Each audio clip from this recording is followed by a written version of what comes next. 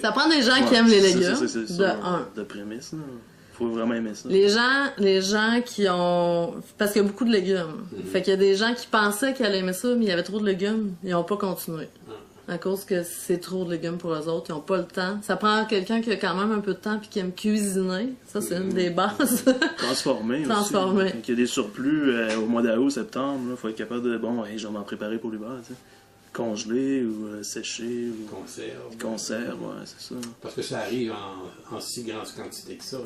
Ben, quand nous, c'est l'abondance, tu sais, on n'a pas vraiment d'autres mises en marché de préparer. Fait que quand c'est l'abondance dans les jardins, ben, on les refile aux partenaires. Puis, des fois, ben, on n'ambitionne pas non plus.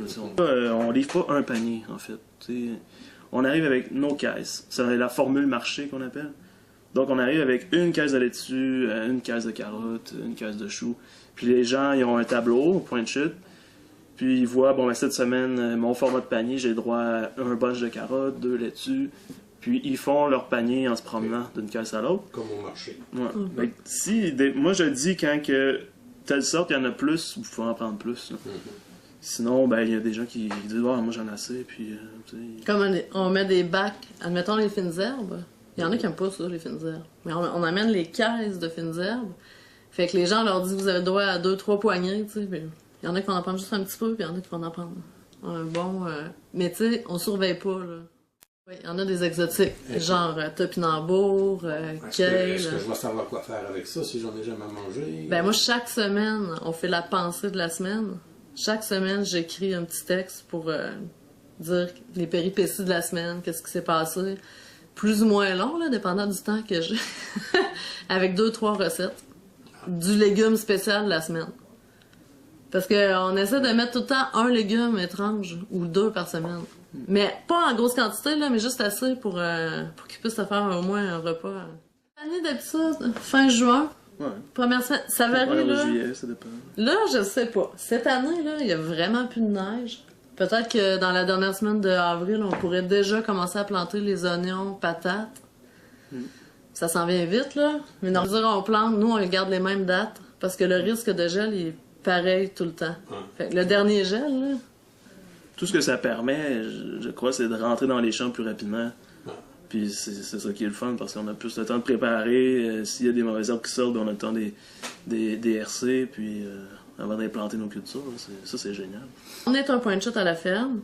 On en a un à Saint-Jean-Port-Joli, à la Pocatière, Saint-Rédempteur, Saint-Étienne sur la Rive-Sud. Puis on va dans 2 hôpitaux, là, les hôpitaux à Québec. L'Enfant Jésus puis Saint-Sacrement. Mais comment est-ce que vous faites ça? Vous arrivez avec vos boîtes là? Ouais, dans les hôpitaux, c'est vraiment pour les employés. Fait que ça, c'est un point de chute qui nous a été référé par Équiterre. Équiterre cherchait... les hôpitaux avaient envie d'avoir un point de chute pour les employés là. Fait que là, nous, on arrive là avec notre camion, notre tente. On a un coin dans le stationnement, c'est dehors, là. Puis on s'installe, tel jour, telle heure. C'est tout le temps la même chose, là. J'ai un diplôme technique en écologie appliquée, qui est aujourd'hui bioécologie.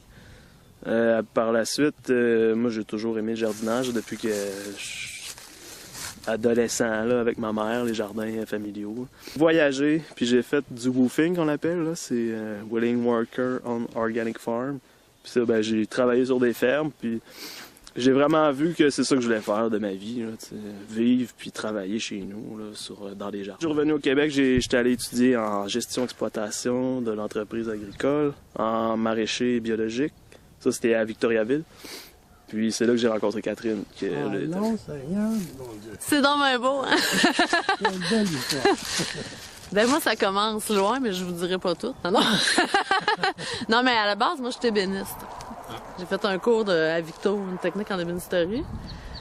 Puis aussi un deck en or.